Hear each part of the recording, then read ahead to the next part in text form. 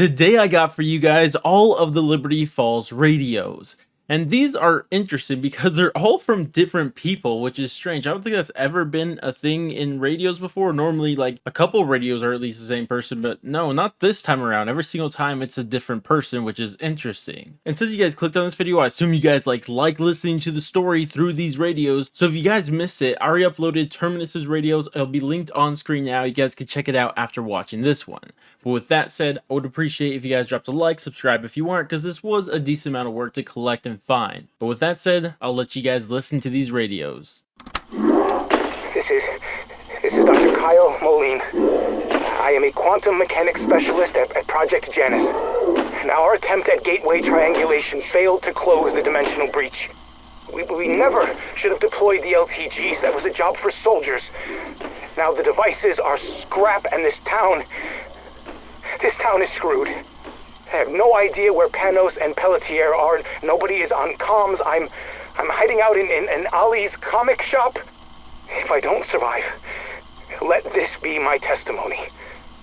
I put the blame squarely on Director Richtofen. He is obsessed with using Ethereum to disrupt space-time. That much I knew, but there was so much more I didn't. I assisted him with the containment sphere. Sam had become erratic, even defiant. Richtofen didn't give a shit. He just kept plowing forward. He was more than willing to risk what's happening now for whatever he was really after. I can't imagine what would motivate anyone to go this far. Considering what he's done, I hope he never gets it.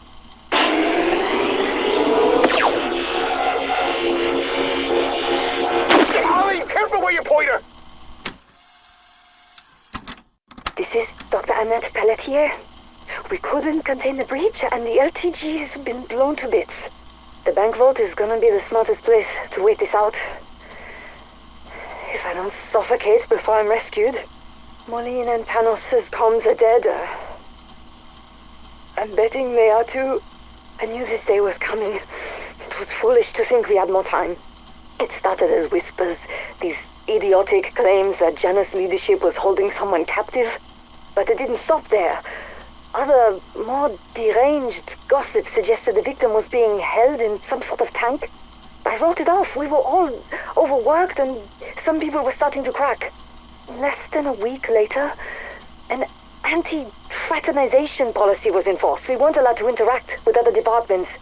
Research teams are kept compartmentalized. It's essential to our work, but with Janus, was that also to cover up something nefarious? All I know is the conspiracies flying around suddenly had an air of legitimacy, and if even a fraction of it was true, everyone was in danger.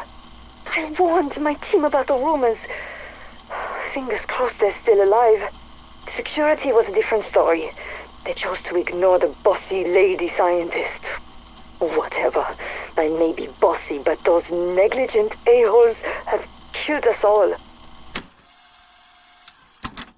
Dr. Pericles Panos, Project Janus, Energy Research Division. It has become abundantly clear. Director Richtofen is slipping. Thankfully, no one has noticed. As far as they are concerned, the director is fulfilling his duty. Modi is no different. Anything he received from her island of horrors might as well be sealed with a kiss. She calls herself a woman of science. But that schoolgirl crush of hers is becoming problematic. No one sees that this entire operation is little Edward's tinderbox. All it requires is one lit match and foam. Whatever Sam is telling him, his patience is waning. The longer her promises remain unfulfilled, the more erratic he becomes. If we fail, it will all be down to Richtofen and his hubris. Well, shit's popped off just like he said it might. Pericles Panos, Ph.D. Not who I'd have pictured as my best buddy. But he's a good machinist and a no-bullshit guy. He loves bourbon almost as much as me. We built us a whiskey still. The Thrustodyne Model 23. I shit you not, the boiler's heated by a freaking jet engine. Panos, he worked at Project Janus. Kind of a genius. Always bitching about office politics and weird experiments. Then today all hell breaks out, and he's trying to reverse whatever they set loose. He tracked me down, and he gave me a diagram. Claimed it could turn the Thrucidine into a weapon. All I needed was some wire, a handbrake, and a pressure gauge. I only managed to fetch the engine before the maggot sex damn near tore me apart. Oh, hell, I'm too beat up now to go gate crashing. Need a lucky rabbit's foot just to survive out there. May as well fetch my own funeral wreath.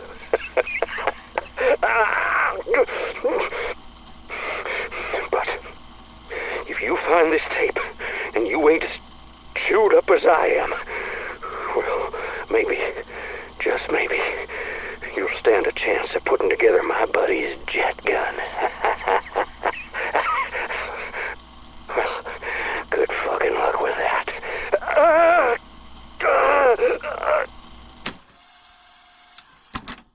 Chief of Security, John Blanchard.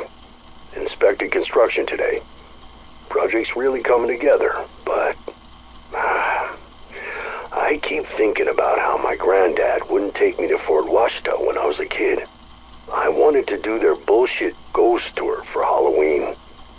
Sounded like dumb fun. Sorry, Johnny, that place is bad medicine. Granddad actually used those words, and he meant it. Now I'm starting to think the same thing might be true about the mansion. I'd like to believe Josiah Shem didn't know what he was doing when he had his flock build the place. If he did, then he got what he deserved. Shem's folly. Ain't that the truth? Every owner after him, captains of industry, gangsters, you name it. All their money and power couldn't save them. Shit like that doesn't just happen without other forces at work. Granddad knew that. But that's where the director wants to bunk down. And I can't talk him out of it.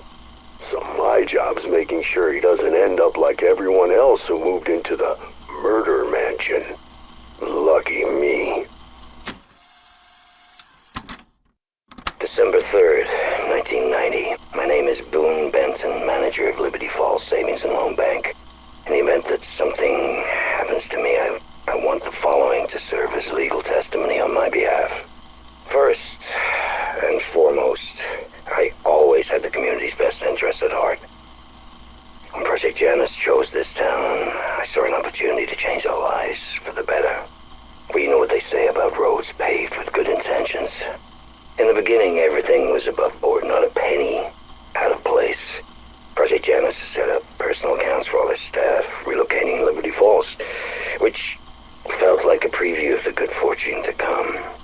Then, Director Richthofen approached me about conducting payroll through the bank, which seemed like a strange request, and those European investors got involved and ruined everything. Helping Project Janus was one thing, but the Avalon folks, they weren't like us. People here know a hard day's work. We're not criminals. So when I was tasked to set up a financial pipeline for them, I refused. I wouldn't participate in whatever money laundering scheme they'd planned. Richthofen assured me it was just how they preferred to handle funds for the project, but I'm no fool. I know a devil when I see one, no matter how fine the suit. When I still said no, he was very clear. If I didn't do as I was told, his investors would make me disappear. Then they go after my family and anyone else that they saw as problematic. Blood of this town would be on my hands. Jesus wept. What am I gonna do?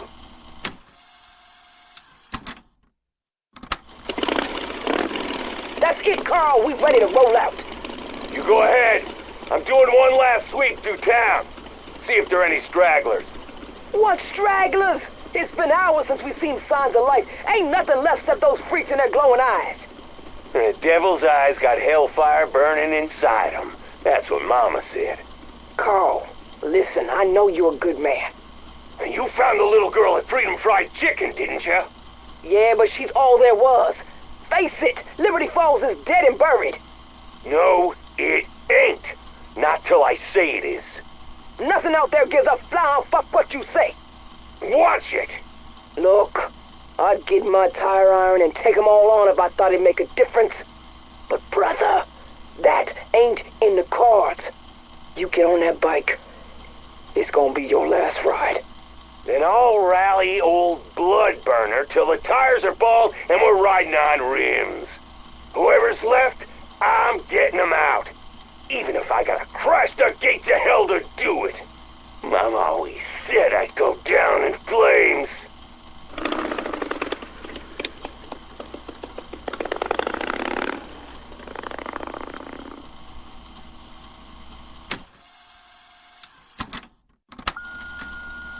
Hey, Joe, Etherell is selling like hotcakes.